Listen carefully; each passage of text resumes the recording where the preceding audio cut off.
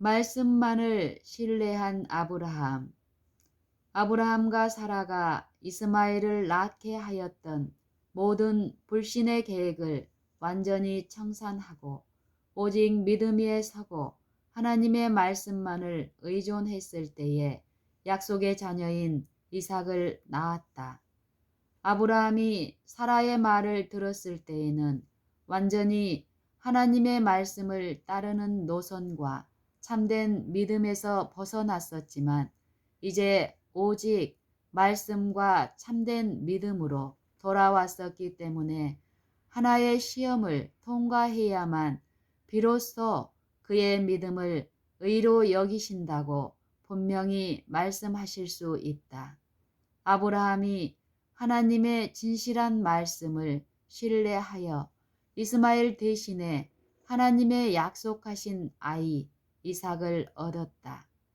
그러나 이제 이삭을 얻었으나 이삭까지도 버리고 하나님의 말씀을 액면 그대로 믿을 수 있는가 하는 문제를 결정해야만 했다.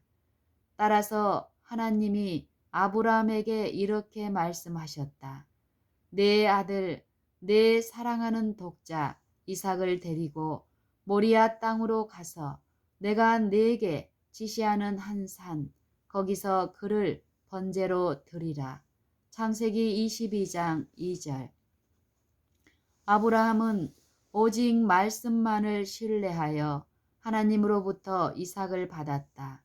이삭만이 하나님의 말씀에서 약속하신 자손이었다.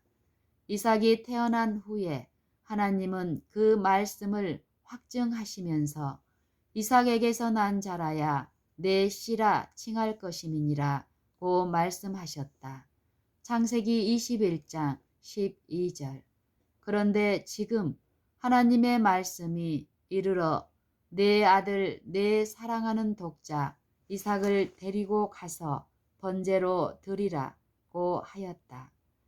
하나님이 아브라함에게 내 자손이 하늘의 별과 같이 번성할 것이며 이삭에게서 난 자라야 내 씨라 칭할 것임이니라. 내 자손을 인하여 천하 만민이 복을 받으리라고 하셨는데 지금 이삭을 번제로 드리라는 것이다. 창세기 26장 4절. 그러나 만일 이삭을 번제로 드려 불사른다면 그를 통해서 모든 민족을 축복하시겠다는 약속이 어떻게 될 것인가? 내 자손이 하늘의 별과 같이 무수하게 많을 것이라는 약속이 어떻게 될 것인가? 그렇지만 이삭을 번제로 드리라고 말씀하셨다. 아브라함은 전에 오직 하나님의 말씀만을 신뢰하고 이스마엘을 버렸다. 그러나 지금은 그런 정도가 아니다. 오직 하나님의 말씀만을 신뢰하고 이삭을 버려야 한다. 이것은 하나님의 말씀에 입에대는 것이나 다름없는 하나님의 말씀을 신뢰해야만 하는 것이다. 그러므로 아브라함은 바랄 수 없는 중에 바라면서 이삭을 드렸다. 하나님께서 내 자손이 하늘의 별과 같이 되리라. 이삭에게서 난 자라야 내 씨라고 칭하리라. 이삭을 제물로 바치라고 말씀하셨다. 아브라함은 하나님께서 이 말씀들을 조화시켜야 한다고 주장하지 않았다. 이 말이 모두 하나님의 말씀이라는 것을 그가 아는 것으로 충분하였다. 이것을 알았을 때에 그 말씀을 믿었고 그 말씀을 따랐으며 이런 말씀의 조화나 설명이 꼭 필요하다면 하나님께서 그렇게 하실 것을 믿었다. 아브라함은 이렇게 말했을 것이다. 하나님께서 이삭을 번제로 바치라고 말씀하셨으므로 하나님의 말씀대로 하겠다. 하나님께서 이삭에게서 나는 자라야 내 씨라 칭할 것임이니라. 또는 내 자손이 하늘의 별과 같이 번성하겠다고 말씀하셨다. 전에 내가 하나님의 약속에 관여하여 방해가 되었지만 내가 행한 모든 것을 다 버리고 오직 말씀으로만 돌아갔다. 그때에 하나님께서 나에게 약속의 자손 이삭을 주셨다. 그런데 이제 약속의 자손 이삭을 번제로 바치라고 말씀하신다. 하나님의 말씀대로 하겠다. 하나님이 처음에 기적으로 이삭을 주셨으므로 기적으로 그를 다시 살려주실 수 있다. 그러나 내가 그를 번제로 바칠 때에 그는 죽을 것이다. 그때에 그를 다시 돌려주실 수 있는 기적은 오직 그를 죽음에서 다시 살리시는 기적이다. 그러나 하나님은 그것까지도 하실 수 있으므로 그렇게 행하실 것이다.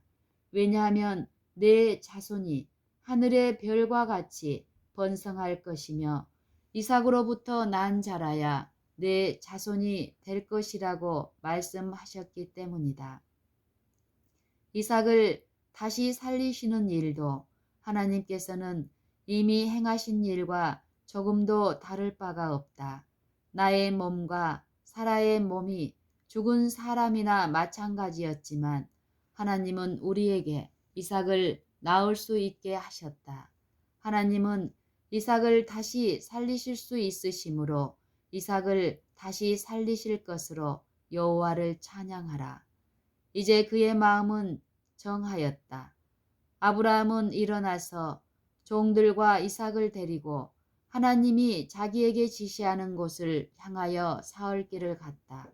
사흘째 되던 날에 아브라함이 눈을 들어 그곳을 멀리 바라본지라. 이에 아브라함이 사안에게 이르되 너희는 나귀와 함께 여기 있으라. 내가 아이와 함께 저기 가서 경배하고 너희에게로 돌아오리라. 창세기 22장 4절 5절. 누가 갈 것인가? 내가 아이와 함께 가서. 그러면 누가 다시 돌아올 것인가? 내가 아이와 함께 가서. 내가 아이와 함께 너희에게로 돌아오리라. 아브라함은 이삭과 함께 간 것처럼 꼭 그와 함께 돌아올 것을 기대하였다. 아브라함은 이삭을 번제로 드리고 그 다음에 이삭이 잿더미에서 살아나 함께 돌아갈 것을 기대하였다. 왜냐하면 이삭에게서 난 자라야 내 자손이라 칭하리라. 또는 내 자손이 하늘의 별과 같이 번성하리라는 하나님의 말씀이 있기 때문이다. 그러므로 아브라함은 변할 수 없는 하나님의 말씀만을 신뢰하고자 했다. 히브리서 11장 17절로 19절 참조. 이것이 믿음이다. 그러므로 이에 경에 이른 바 아브라함이 하나님을 믿으니 이것을 의로 여기셨다는 말씀이 응하였고 야고보서 2장 23절. 그러나 더 나아가서 저에게 의로 여기셨다. 기록된 것은 아브라함만 이해한 것이 아니요 의로 여기심을 받을 우리도 이함이니 곧 예수 우리 주를 죽은 자 가운데서 살리신 이를 믿는 자니라. 예수는 우리 범죄함을 위하여 내어줌이 되고 또한 우리를 의롭다 하심을 위하여 살아나셨다. 로마서 4장 23절로 25절.